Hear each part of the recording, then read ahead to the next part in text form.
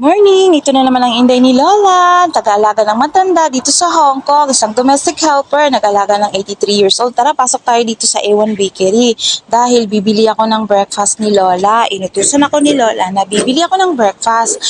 Ito pala yung tinapay na kinakain ni Lola. So, bibili ako ng white bread. Sana yun?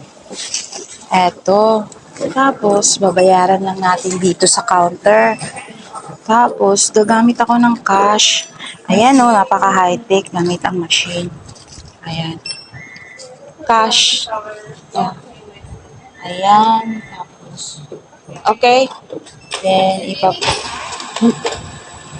can, if one. Ayan, ipapasok ko sa machine yung change ko. Dito yung coins.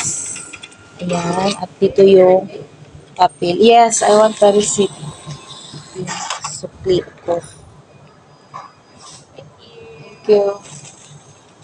At eto na yung tinapay at saka sukli ko.